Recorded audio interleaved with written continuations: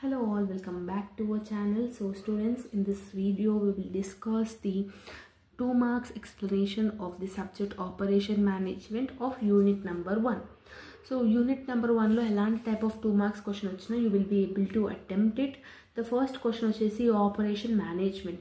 Operation management అనేది according to US department ఏం చెప్తున్నారంటే ఇది ఒక ఫీల్డ్ అన్నమాట. ఇదేం చేస్తుంది, ఫిజికల్ అండ్ టెక్నికల్ ఫంక్షన్స్ ఏవైతే బిజినెస్లో ఉంటుందో దాని డెవలప్మెంట్ చేయనికే, దాని యొక్క ప్రొడక్షన్ అండ్ మేనేజ్మెంట్ని ఫంక్షనల్ డెవలప్మెంట్ చేయనికే ఇది యూస్ఫుల్ అవుతుంది. దీని యొక్క మెయిన్ ఆబ్జెక్టివ్స్ ఏమేమి ఉంటాయి, కాస్ట్ అనేది తగ్గుతుంది, క్వాలిటీ ఇంప్రూవ్మెంట్ అవుతుంది, టైం స్కెడ్యూలింగ్ అనేది చేస్తుంది, ఇట్లా డిఫరెంట్ టైప్స్ అనేది ఉంటాయి. కాబట్టి మీరు అవి కీ పాయింట్స్ లాగా రాసి సరిపోతుంది. అండ్ 2 మార్క్స్కి 5 to 6 lines is more than enough. Okay, so దానికి మించి రాయాల్సిన అయితే అవసరం అయితే లేదు. ఓకే, నెక్స్ట్ వన్ వచ్చేసి ప్రొడక్షన్ అండ్ ఆపరేషన్ ఫంక్షన్ మేనేజ్మెంట్లో ఫంక్షన్స్ అండ్ క్యారెక్టరిస్టిక్ ఫీచర్స్ ఏంటని అడుగుతున్నారు.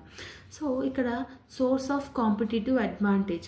సో ఎప్పుడైతే మీరు ప్రొడక్షన్ అండ్ ఆపరేషన్ మేనేజ్మెంట్ అనేది యూస్ చేస్తారో కాంపిటీషన్ అనేది అడ్వాంటేజ్ అనేది ఉంటుంది. అంటే మీ యొక్క ప్రోడక్ట్ క్వాలిటీలో కానీ కస్టమర్ నీడ్ని కానీ ఫుల్ఫిల్ చేస్తే ఆఫ్ కోర్స్ కాంపిటేటివ్ అడ్వాంటేజ్ అనేది ఉంటుంది. సెకండ్ వన్ వచ్చేసి ఎకో ఫ్రెండ్లీ ప్రొడక్షన్ అనేది ఉంటుంది, లైక్ విత్ నేచర్ అనమాట, నేచర్కి లైక్ డ్యూరబిలిటీ కానీ ఇవన్నీ. Next one small is beautiful అని ఉంది.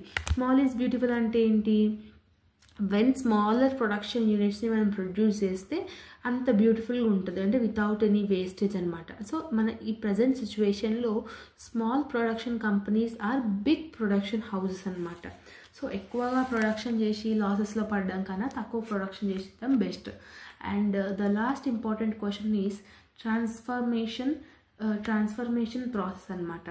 ఇది ఒక సర్వీస్ ఆర్గనైజేషన్ అనమాట. ఇన్పుట్స్ని అవుట్పుట్స్ లాగా కన్వర్ట్ చేయడానికి ఇట్ విల్ బీ యూస్ఫుల్ అనమాట. Okay, so the quality of inputs whatever is obtaining the output అనమాట.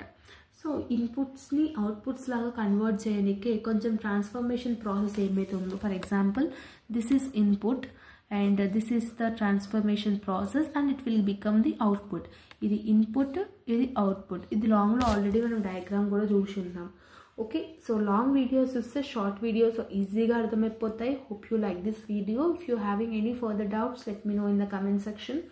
All the very best for your examination and preparation. See you all in next video. Bye bye everyone.